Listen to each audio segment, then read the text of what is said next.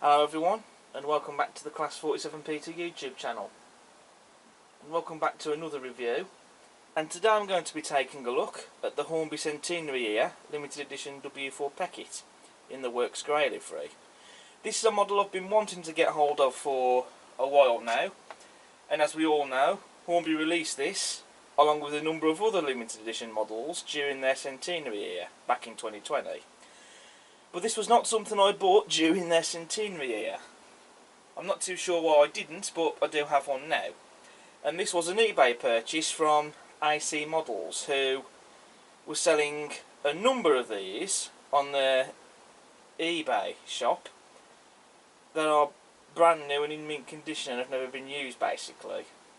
And because I have wanted one of these, I bought myself one and it's now arrived. So I'm going to get this opened and we're going to have a look at it.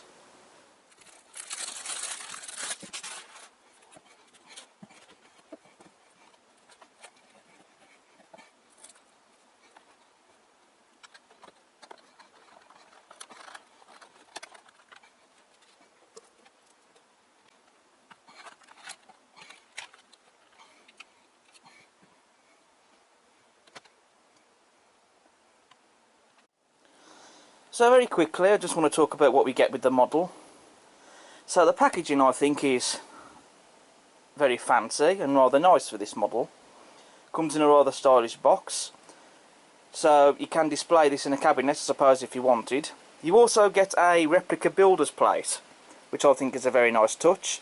It's not a real one, of course, I wouldn't expect it to have been a genuine one, but this replica one is very nice and I really like this. It just adds a lot more to the model. I think it makes it a bit more special.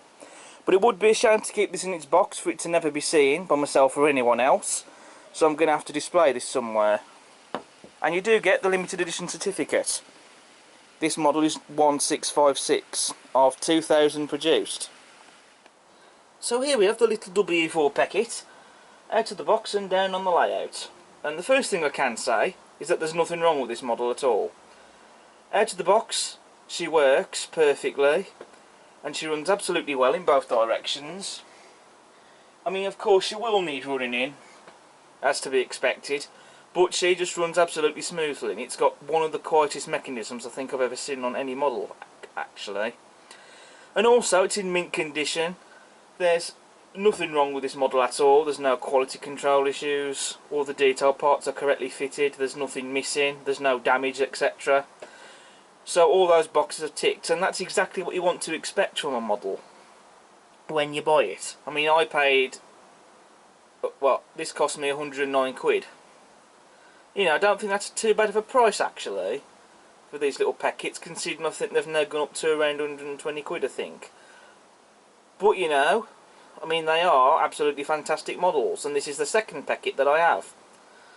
And you know, they really are cracking models. Definitely one of Hornby's best in my opinion. Moving to the detail now. So first off we have our standard tension lock NEM couplings, though these are going to be removed and replaced with magnetic ones. We do have metal buffers. They're not sprung buffers, but to be honest I don't really have much care for buffers that are sprung loaded, because you're only going to really be messing with the sprung buffers when you're handling the model, not when it's running. So I personally don't have any care for sprung buffers, to be honest. But you know, they are made of metal, so that's still a plus in itself. And you know, look at the detail itself, especially with the buffers. And you've also got a dummy coupling hook as well, and rivet detail on the running board. And I do like especially as well the lining on the running board. It's been crisply and neatly applied, that has. Just look at the detail we have on the cylinders. You got rivet detail, you got the drain cocks just under here, and you got that bit of detail there on the cylinder heads that's been separately fitted and painted, and it just looks fantastic. And also, moving further down, you can see also we've got sanding gear, and of course that's a separate fitting. And also take note of the rivet detail on the chassis frames as well, for the loco. Just take note of all that detail under the saddle tank and on the running board. You've got the sandbox You got all the separately fitted steam piping, and it's all been picked out and painted. You can also see as well there's rivet detail, and you can see the springs as well. Not to mention the detail on the boiler itself. I mean, the level of detail that Hornby's put into this is just astounding, really. It is absolutely superb. Moving to the front of the loco, you can see we have separately fitted smokebox door darts. Just on the front of the saddle tank we have a separately fitted metal handrail that's also been painted as well, and you've got a separately fitted lamp iron. And also just look at the rivet detail as well on the smokebox door hinges. You also have separately fitted metal handrails on the saddle tanks as well, as you can see, and again they're picked out and painted, and they do look very nice and rather lovely. You've also got the dome and the chimney there. You have the safety valves attached behind the dome, and you've also got that little bit of detail just behind the chimney. And I like the copper cap on this as well that they've done on the chimney. I think it really sets the model off, in my opinion. I believe that might be some sort of oil stroke lubricating pot of some sort, perhaps, beyond the chimney. But that detail is there, and again it's been picked out and painted. I mean, they haven't used any actual parts made out of brass for this model, but you know, the way it's been painted, it's not been poorly or cheaply done. The painting has been very well applied, and I think the painting that they've done on this is second to none. So, you know, I personally don't mind if none of these parts are not actually made of brass, because the painting on it, I feel, makes up for it, because it has been very well painted. You've also got a separately fitted whistle there, again not a turned brass part, that's a plastic part that's been painted, but it still looks nice, and it's not poorly painted either. You have glazing in the cab windows as well. Looking at the detail on the cab sides, we have separately fitted handrails, there's some rivet detail there, and you've also got the footsteps just under the running plate, so the crew can get up and go into the cab. As well as also this bit of brass trim there going down in the middle of the cab. I think that looks really nice on this livery. And then let's have a look at the detail inside the cab interior on the back head. All separately fitted, and it's all been picked out and painted as well. And that just adds so much more to the model. And the detail just looks terrific. Even the inside of the cab has been picked out in a very nice cream colour, at least the front half of the cab is anyway. On the rear of the cab, it's not picked out in cream, but the rest of it is, and I still think it looks nice. On the rear of the cab, of course, you have glazing in the rear cab windows, separately fitted lamp iron, unsprung metal buffers as per on the front of the loco, and a pre-fitted dummy coupling hook, and very nice rivet detail in places as well where it's necessary. Spinning the loco round to the other side to have a look at the other side of the loco, you can see the detail on this side, it's the same as what you get on the other side, particularly with the detail under the saddle tanks round here. But again, there aren't any detail differences as per the prototype on either side of the loco. And again, the detail is just superbly applied, and very well applied, I should say, as well. And it's all been picked out and painted as well. So moving on to the livery application now, which has been very well applied. As I've said before, this is the Works Grey livery, and I think it's just an absolutely lovely livery. It might not be a livery to everyone's liking, but it's something different, and that's why I went for it. You can also see as well, this lighter shade of grey, that the chassis of the loco has been painted in. Also, just under the saddle tank where you got the boiler of the loco, that's picked out in a lighter shade of grey as well. And the face of the loco as well is also picked out in that lighter shade of grey, as per what you see on the cylinders, saddle tanks and cab sides, and the wheels as well. So you could argue it's possibly a two-tone grey livery. and I think it looks wonderful. And it's been very well applied as well, especially the lining on this livery, which I think really sets it off. It's all been very crispy and neatly applied. On the running plate you have Peckett & Sons Bristol, very crispy and neatly applied. Correct style of font as well for that. On the cab sides you have crisply printed builder's plates, and you have the loco's running number 614 crisply printed on the saddle tanks. I'm sure you would all like to know, does this look like a W4 Peckett? How accurate is this model? Well, in short, it's very accurate. They really have captured the detail and the overall look and proportions of the loco spot on. All the details are correct to the prototype. I can't see anything that they've missed off or anything that's wrong. It looks all correct to me. And so they really have nailed the look, especially the face of the locomotive as well. Especially in such an interesting and a different livery.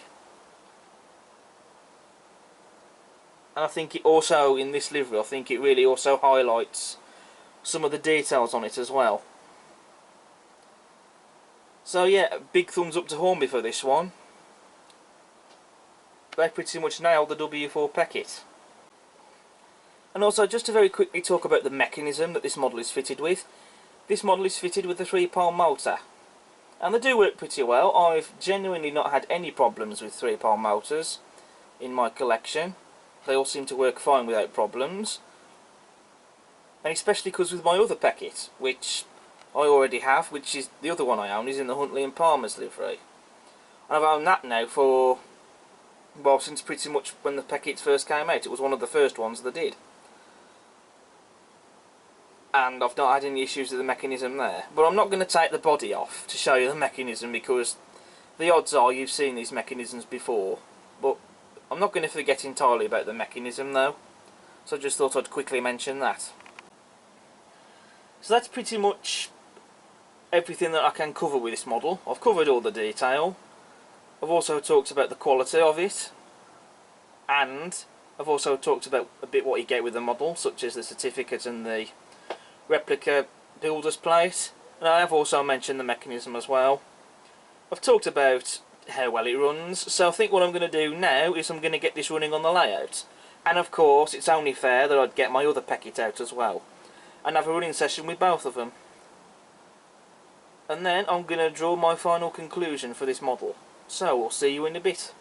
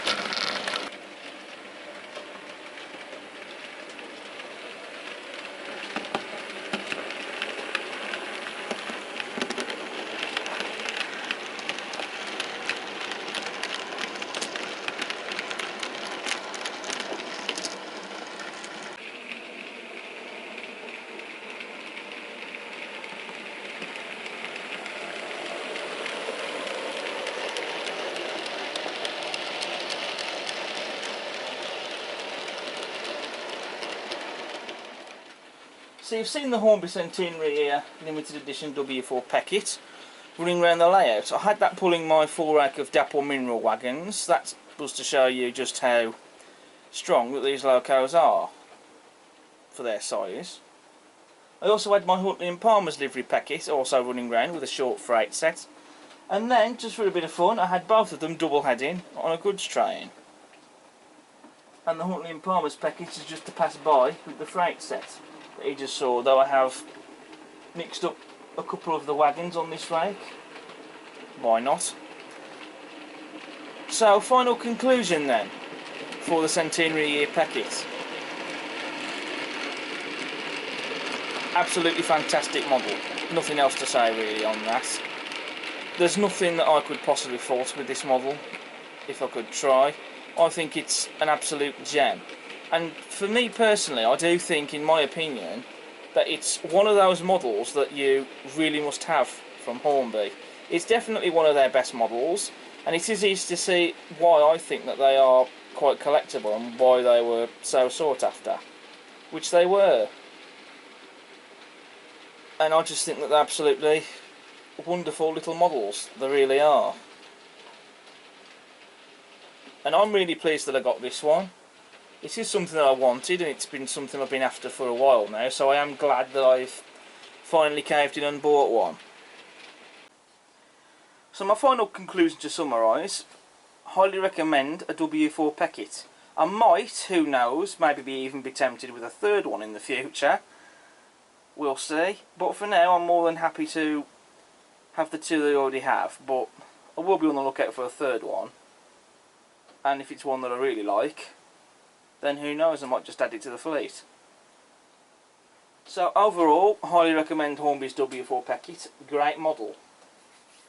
So that brings us to the end of this video for Hornby's Centenary Year limited edition W4 Peckett. Thank you all so much for watching this video, and I hope you've enjoyed watching it. If you like what you see, then please do consider subscribing to the channel. Doesn't cost you anything. Also, smash the like button, and also feel free to post a comment. Do you own one of these Pecketts? If so, which one? Do drop some comments if you do. I'd be interested to know which ones you have, or how many you have. So, thanks for watching. I'll see you again soon. Who knows what I might get next for the fleet, and who knows what else I could be reviewing soon. But until the next video, stay safe and take care. Bye for now.